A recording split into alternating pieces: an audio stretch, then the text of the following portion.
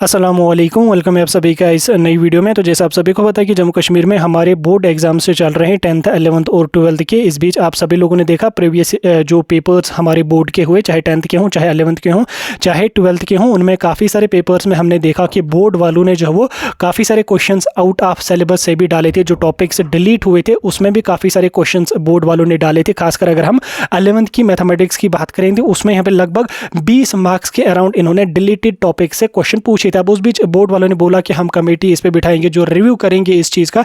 अगर वाकई में कोई क्वेश्चन आउट ऑफ सिलेबस होगा तो उस कंडीशन में हम चाहे 10th वाले हों, चाहे 11th वाले हों, चाहे 12th वाले हों, हम बच्चों को ग्रेस मार्क्स देंगे। तो उसमें आपको घबराना नहीं है, उसमें आपको ग्रेस मार्क्स दिए जाएंगे। लेकिन अब जब आज यहाँ पे क्लास 11th का बायोलॉजी का पेपर था और साथ में यहाँ पे क्लास 11th वाले बच्चों को पॉलिटिकल साइंस का भी पेपर था। बायोलॉजी का जो पेपर था वो आप सभी लोगों ने देखा। जिन बच्चों ने पेपर दिया उनको तो पता होगा, जिन्होंने नहीं दिया या जो 10th 12th में, उनको भी मैं बता दूं कि पेपर का जो पैटर्न अब की बार जो बायोलॉजी का आया था वो काफ़ी डिफिकल्ट आया था as compare to other papers. और खासकर अगर हम प्रीवियस ईयर के पेपर्स भी उठा के देखेंगे उनके हिसाब से इस साल का जो बायोलॉजी का पेपर था वो काफ़ी डिफिकल्ट था। और उसमें जो क्वेश्चंस भी पूछे थे वो भी थोड़े डिफिकल्ट लेवल के पूछे थे, एडवांस लेवल के इन्होंने क्वेश्चंस पूछे थे, कंसेप्चुअल क्वेश्चंस यहाँ पे इन्होंने पूछे थे। हालांकि अगर हम सीबीएसई की बात करेंगे तो सीबीएसई के लेवल के हिसाब से तो ठीक ही था, लेकिन बोर्ड जो हमारा जम्मू कश्मीर का बोर्ड है उसके हिसाब से पेपर जो था वो यहाँ पे काफ़ी ज़्यादा डिफिकल्ट आया था। बच्चों ने पेपर दिया, बच्चे यहाँ पे बहुत ज़्यादा परेशान हैं पेपर को देने के बाद कि यार हमारा तो शायद क्वालिफाई हो पाएगा बायोलॉजी या नहीं हो पाएगा,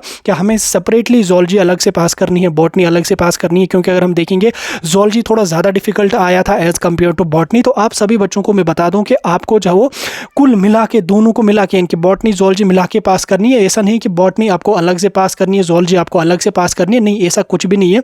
आपको 70 मार्क्स का पेपर था, लगभग 25 मार्क्स के अराउंड आपका क्वालिफाइंग स्कोर है। अब उसमें अगर आपका वो 25 मार्क्स या 24 मार्क्स बॉटनी से ही आ जाते हैं तो भी आपका बायोलॉजी पास हो जाएगा। जूलॉजी से ही वो 25 के 25 मार्क्स आ जाते हैं तो भी आपका बायोलॉजी यहाँ पे पास माना जाएगा। और अगर इनके दोनों को मिला के आपके 25 या 25 के अबो आ जाते हैं तो भी यहाँ पे आपको वो पास माना जाएगा। यानी कि मेरे कहने का ये मतलब है कि आपको जो वो सेपरेटली जूलॉजी अलग से पास नहीं करनी है, बॉटनी अलग से पास नहीं करनी है, दोनों को मिला के आप लोगों को यहाँ पे पास करना। तो इस बीच अगर आपका जो है वो कोई पोर्शन, कोई सब्जेक्ट है इसमें जो है वो सही नहीं गया होगा, लाइक जूलॉजी आपका सही नहीं गया क्योंकि जूलॉजी जो है थोड़ा सा डिफिकल्ट ज़्यादा आया था एज कम्पेयर टू बॉटनी, तो टेंशन लेने की कोई भी जरूरत यहाँ पे नहीं है। जूलॉजी अगर आपका सही नहीं गया, बॉटनी सही हुआ होगा, दोनों को मिला के आपका पासिंग स्कोर अगर यहाँ पे आ रहा है तो वो आपका यहाँ पे पास माना जाएगा। बहरहाल अब इसको हम कुछ कर नहीं सकते हैं, बोर्ड वालों ने जो पेपर दिया वो तो हो गया, आपने जो पेपर दिया वो तो हो गया, अब आपको टेंशन लेने की जरूरत नहीं है, दोनों को मिला के आपका पासिंग स्कोर यहाँ पे आना चाहिए। हालांकि अगर हम देखेंगे 11th का जो वो मैथमेटिक्स का इससे भी ज़्यादा डिफिकल्ट आया था, तो बहरहाल ये चीज़ें होती ही रहती हैं, लेकिन ऐसा नहीं करना चाहिए बोर्ड वालों को। इनको जो है वो मतलब जो क्वेश्चंस आउट ऑफ सिलेबस आए हैं उनका भी बच्चों को ग्रेस मार्क्स यहाँ पे मिलने चाहिए, चाहे वो 10th वाले हों, चाहे वो 11th वाले हों, चाहे वो 12th वाले हों, उन बच्चों को जो वो